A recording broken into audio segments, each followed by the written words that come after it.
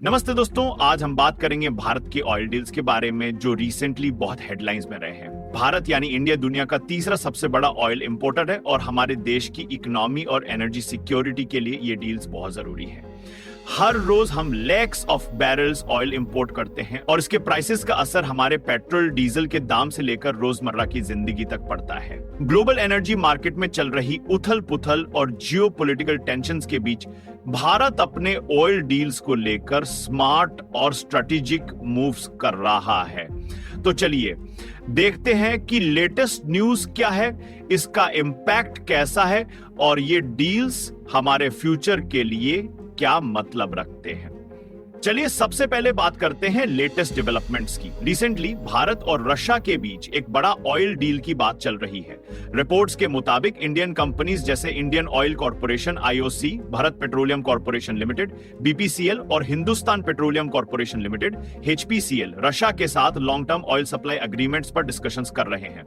यह डील इसलिए भी खास है क्योंकि रशिया पर ग्लोबल सैंक्शंस लगे हुए हैं, लेकिन भारत को डिस्काउंटेड रेट्स पर ऑयल मिल सकता है। अगर ये डील फाइनल हो जाता है तो ये भारत के लिए एक गेम चेंजर हो सकता है, क्योंकि सस्ता ऑयल फ्यूल प्राइसेस को कंट्रोल में रखने और एनर्जी सिक्योरिटी को बूस्ट करने में मदद करेगा। इसके अलावा एक और बड़ी खबर यह है कि भारत ने यूनाइटेड स्टेट्स से ऑयल इंपोर्ट्स बढ़ा दिए हैं। फरवरी 2025 के डेटा के अकॉर्डिंग अमेरिका ने भारत को almost 15,000 barrels per day oil supply किया, जो पास्ट 2 सालों में सबसे ज्यादा है।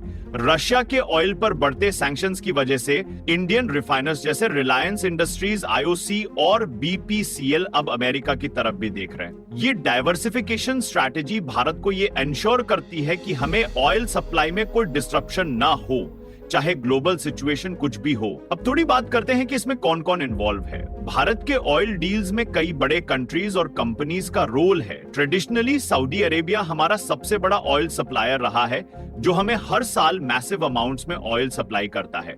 उसके बाद इराक और यूनाइटेड अरब एमिरेट्स यूएई भी इंपॉर्टेंट प्लेयर्स हैं। लेकिन अब रशिया एक नया और स्ट्रॉन्ग कंटेंडर बन गया है, स्पेशली डिस्काउंटेड ऑयल के ऑफर के साथ। इंडियन साइड से ये डील्स मेनली मैनेज किए जाते हैं गवर्नमेंट ओन्ड कंपनीज जैसे Indian oil corporation, Bharat petroleum और हिंदुस्तान पेट्रोलियम के थ्रू। प्राइवेट प्लेयर्स जैसे रिलायंस इंडस्ट्रीज भी इसमें बड़ा रोल प्ले करते हैं, क्योंकि उनकी रिफाइनरीज दुनिया की सबसे बड़ी रिफाइनरीज में से एक है। ये कंपनीज ना सिर्फ ऑयल इंपोर्ट करती हैं, बल्कि उसे रिफाइन करके पेट्रोल, डीजल और एलपीजी जैसे प्रोडक्ट्स बनाती हैं, जो हमारे घर तक पहुंचते हैं। ये ऑयल डील्स भारत की इकोनॉमी पर कैसे असर डालते हैं, यह समझना बहुत जरूरी है। भारत ऑलमोस्ट 85% अपना ऑयल इंपोर्ट करता है, और जब ग्लोबल ऑयल प्राइसेस बढ़ते हैं तो ये हमारे ट्रेड बैलेंस और इन्फ्लेशन पर डायरेक्ट प्रेशर डालता है। फॉर एग्जाम्पल, जब ऑयल प्राइसेस हाई होते हैं तो पेट्रोल और डीजल के दाम बढ़ते हैं और कॉमन मैन को महंगाई का सामना करना पड़ता है। गवर्नमेंट को भी फ्यूल सब्सिडीज के लिए ज्यादा पैसा खर्च करना पड़ता है, जो फिस्कल डेफिसिट को बढ़ा देता है। लेकिन जब भारत सस्ता ऑयल खरीदता है, जैसे रशिया से डिस्काउंटेड रेट्स पर, तो ये एक बड़ा एडवांटेज बन जाता है। इससे ना सिर्फ फ्यूल प्राइसेस स्टेबल रह सकते हैं, बल्कि गवर्नमेंट के पास एक्स्ट्रा फंड्स भी बचते हैं, जो इंफ्रास्ट्रक्चर या वेलफेयर स्कीम्स में यूज हो सकते हैं। अभी ब्रेंट क्रूड ऑयल की प्राइसेस $70 पर बैरल के अराउंड चल रही हैं और ग्लोबल डिमांड में थोड़ी सी कमी की वजह से प्राइसेस स्टेबल हैं। लेकिन फ्यूचर में क्या होगा, ये जियोपॉलिटिकल इवेंट्स और सप्लाई डिमांड पर डिपेंड करेगा। ऑयल डील्स के साथ साथ भारत अपने डोमेस्टिक ऑयल सेक्टर में भी चेंजेस ला रहा है। रिसेंटली लोकसभा ने oil field regulation and development amendment bill 2024 पास किया है। इसका मेन मोटिव है ऑयल और गैस एक्सप्लोरेशन में प्राइवेट इन्वेस्टमेंट को एनकरेज करना और रेगुलेशंस को मॉडर्नाइज करना। इससे डोमेस्टिक ऑयल प्रोडक्शन बढ़ेगा, जो लॉन्ग टर्म में हमारी इंपोर्ट डिपेंडेंसी को कम कर सकता है।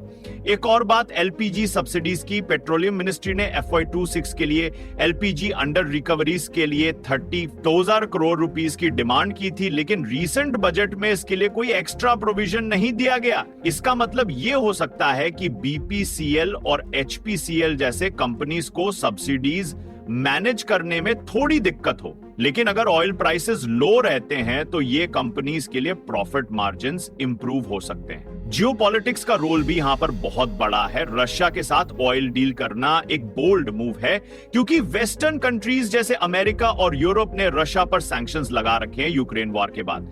लेकिन भारत ने अपने नेशनल इंटरेस्ट्स को पहले रखा है और रशिया से ऑयल खरीदने का डिसीजन लिया है। यह एक स्मार्ट स्ट्रैटेजी है, क्योंकि इससे हमें सस्ता ऑयल मिलता है और एनर्जी सिक्योरिटी स्ट्रांग होती है। इंटरेस्टिंगली, अमेरिका से ऑयल इंपोर्ट्स बढ़ने के बावजूद भारत और अमेरिका के रिलेशंस स्ट्रांग ही रहे हैं। यह दिखाता है कि भारत अपनी एनर्जी डिप्लोमेसी में बैलेंस बनाए हुए है। लेकिन ग्लोबल इवेंट्स जैसे मिडिल ईस्ट में टेंशंस या ओपेक कंट्रीज के प्रोडक्शन डिसीजंस भी भारत के ऑयल डील्स को अफेक्ट कर सकते हैं। लेकिन ये डील्स बिना चैलेंजेस के नहीं हैं।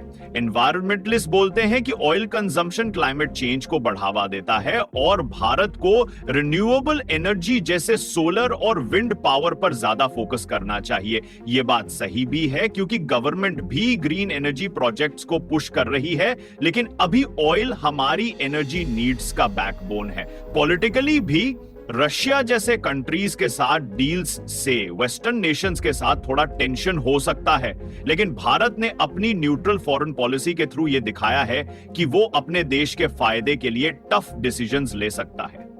तो दोस्तों, समराइज करते हैं, भारत के ऑयल डील्स एक कॉम्प्लेक्स गेम है जिसमें इकोनॉमिक्स, जियोपॉलिटिक्स और डोमेस्टिक रिफॉर्म्स सब मिक्स होते हैं। रशिया के साथ पोटेंशियल डील, अमेरिका से बढ़ता इंपोर्ट और डोमेस्टिक प्रोडक्शन को बूस्ट करने के लिए नए लॉज, ये सब मिलके भारत को ग्लोबल एनर्जी मार्केट में स्ट्रॉन्ग पोजीशन में ला रहे हैं। फ्यूचर में रिन्यूएबल एनर्जी का रोल बढ़ेगा, लेकिन अभी के लिए ऑयल डील्स हमारी एनर्जी सिक्योरिटी और इकोनॉमिक स्टेबिलिटी के लिए क्रिटिकल हैं। ये थी लेटेस्ट अपडेट्स भारत के ऑयल डील्स पर। अगर आपको ये पसंद आया तो हमें बताना मत भूलना। धन्यवाद और मिलते हैं अगले टॉपिक के साथ।